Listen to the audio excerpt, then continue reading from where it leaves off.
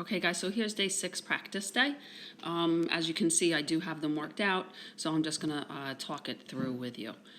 So the first one, I'm asking you for the first derivative, and I give you a function where I have f of x equals 3x plus 3 over x plus x over 3.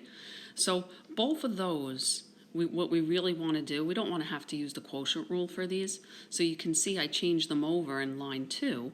I changed it to 3 times x to the negative 1, right? This x can move to the top if I just change the sign of the exponent.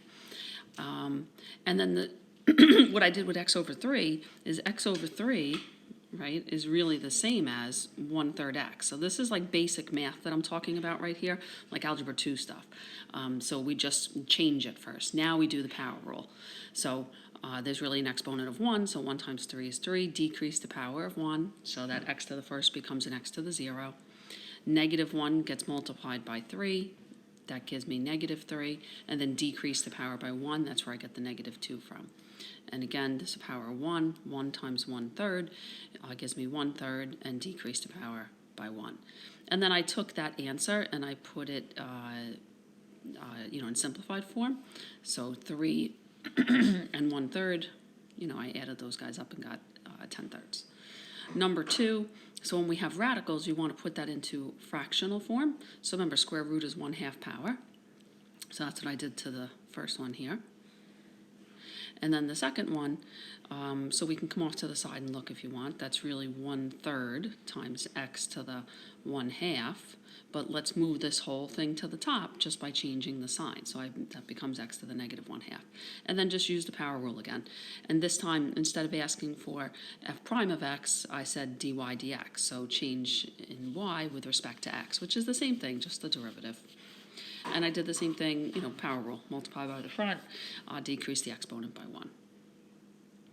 In number 3, I'm asking you to use the definition of the derivative to find the change in y with respect to x, which again is just, you're finding the derivative, which is really just the slope machine. Remember, we'll use that to find the slope of a tangent line at any given x value. Look, nothing can stop us from finding the answer, though, right away, right? And then just doing the definition and checking to make sure we got it right. If we use the power rule, we know the answer is going to be 6x, right? But let's go ahead and use the definition. F of x plus h minus f of x over h. Every place I see an x, I'm going to put x plus h. So that's what I did. And then we simplify as much as possible, and we can see we do get the same answer. Okay, and then 4 and 5.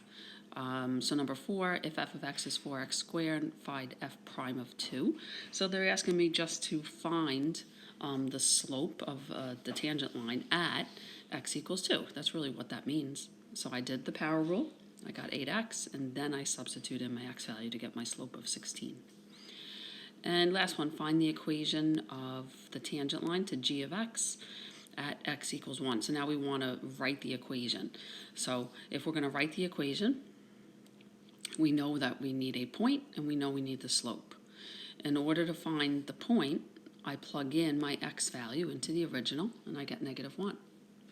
In order to find the slope, I have to find the derivative and then plug in my x equals 1. Once we do that, we have our point slope formula, and then we would just replace it. Okay, so just a quick little practice day for you guys to do.